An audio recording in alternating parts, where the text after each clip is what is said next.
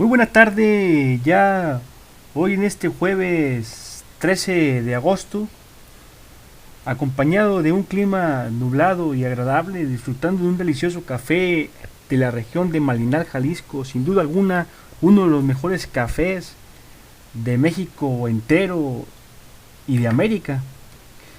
Bueno, pues dedicaremos nuestro programa a la reflexión, al análisis y pensamiento de un ciudadano activo, luchador incansable de la defensa de los trabajadores, hombre político de ideología, de acuerdos y de diálogo.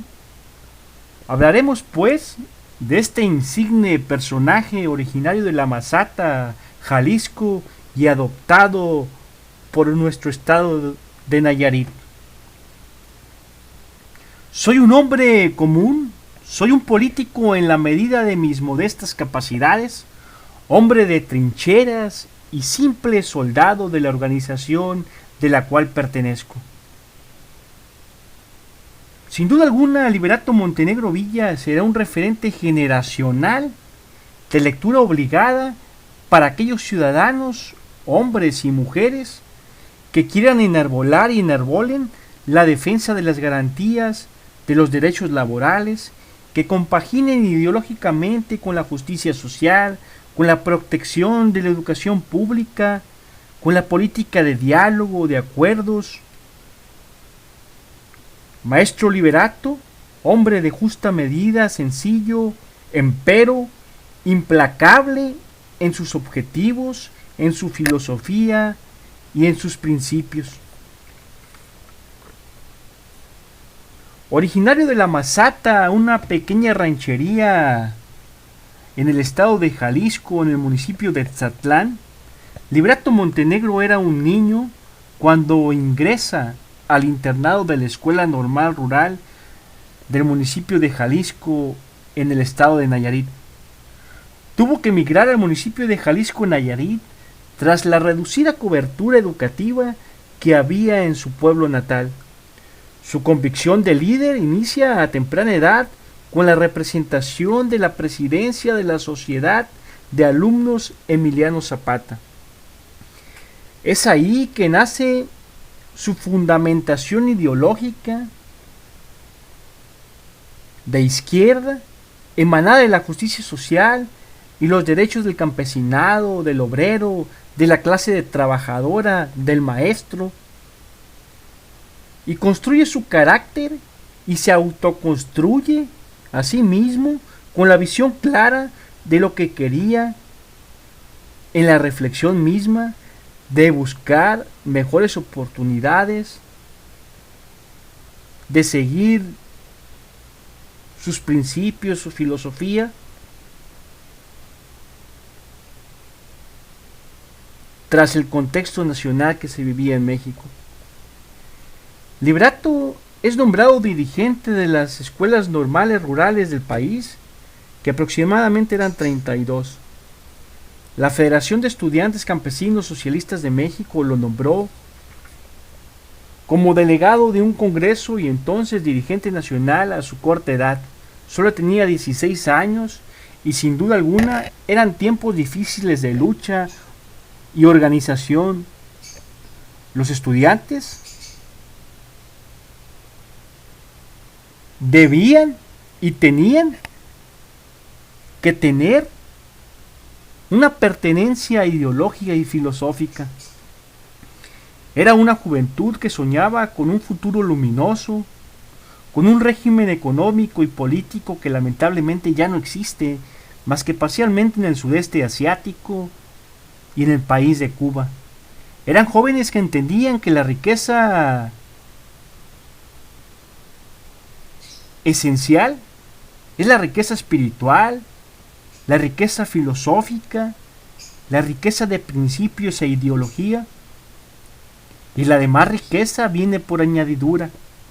Y no era el materialismo el eje central del éxito, sino que la causa, el proyecto, los principios enarbolaban la idea central del objetivo. La generación de lucha a la que pertenecía el maestro Liberato veían en el socialismo la primavera de la humanidad. En el 56, cuenta el maestro Liberato, tuvimos una huelga nacional. A esa nos incorporamos también los normalistas y a mí se me dejó una parte de la región de Occidente para coordinar a esa huelga.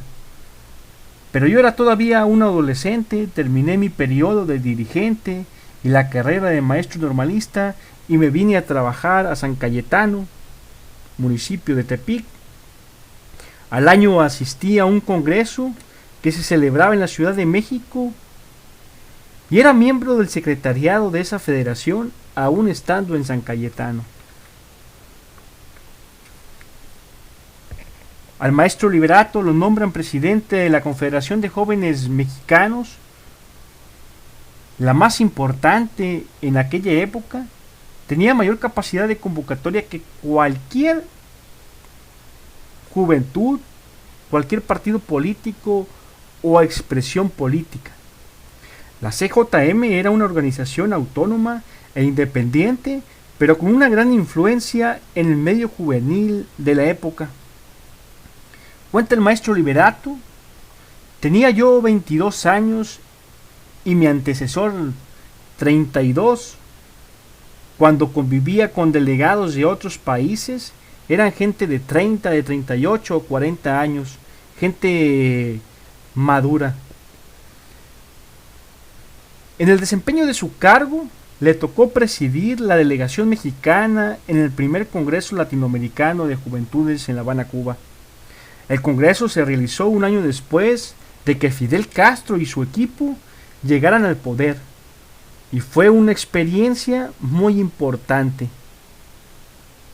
Ahí asistían jóvenes de los diferentes partidos políticos de América Latina, visiones de distintas de los grandes problemas y las relaciones del mundo. Así fue el quehacer en el movimiento juvenil del maestro Liberato. Terminó su periodo y volvió a su oficio de maestro de banquillo. Llega a Islán del Río en el 63 y en noviembre le da el grupo de sexto año de primaria. Se funda en esos días la preparatoria número 6 y tuvo la oportunidad de impartir las cátedras de lógica e introducción a la filosofía. Paralelamente fue director de una secundaria nocturna que se funda por cooperación y trabajaba el maestro Liberato de 6 de la mañana a las 9 de la noche. Incursión al ámbito sindical y fueron creando poco a poco una corriente en el sur del estado que tenía como base en el municipio de Islán del Río. Estuvo luchando a nivel estatal con otras expresiones. Duró 12 años en la lucha magisterial tratando de lograr la dirección del sindicato para cambiar algunas cosas que les parecían ya pasadas de contexto. En 2 de los congresos hubo un debate antes de las elecciones del comité. El maestro Liberato y su grupo llevaban minoría en las 2, pero el debate fue contundente y significativo. Le toca debatir por la otra corriente, por la corriente renovadora, y a don Federico González, que era el dirigente tradicional del magisterio, también ahí participó. Al siguiente congreso llegaron el grupo que representaba a Liberato con 50% más 1 y logran la dirección del sindicato de maestros. Ingresa con la encomienda como secretario de organización. 3 años después, ya con un congreso más acomodado y robustecido, en Compostela, eligen al maestro Liberato como secretario general. Tras el diálogo, tras los acuerdos con las corrientes de oposición, en 6 meses generan la unificación del sindicato. Fue secretario general de la sección en Nayarit hasta el año 76. Terminando ese periodo, estuvo en la Secretaría de Prensa y Propaganda del Sindicato Nacional del Comité Ejecutivo Nacional. Fue el responsable del sistema educativo en el estado de Nayarit.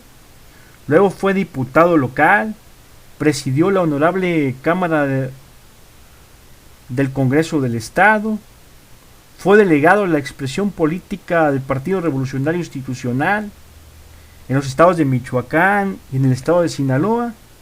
También fue senador de la República suplente y ocupó el curul.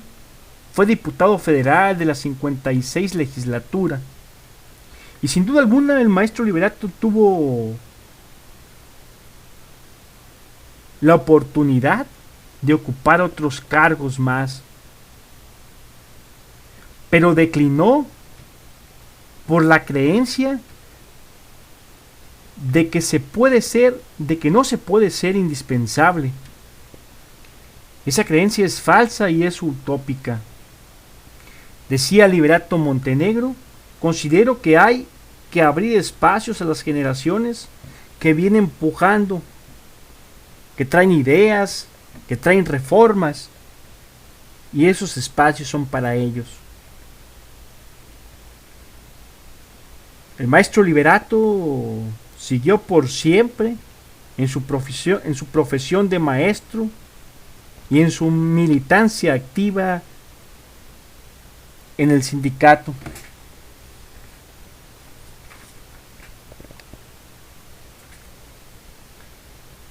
Los hombres libres y de buenas costumbres, hombres de principios, hombres de filosofía, cuando mueren, desaparece su cuerpo.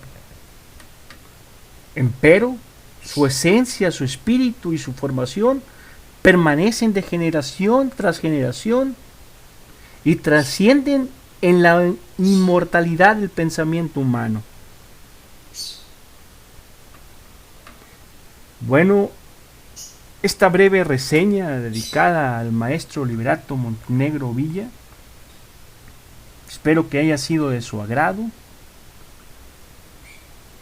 Mi nombre es Pablo Alberto Morales Ibarra. Les deseo que tengan un excelente día. Nos vemos pronto con la biografía de otro insigne personaje y ciudadano activo. Hasta luego. Construyamos ciudadanía por un México mejor.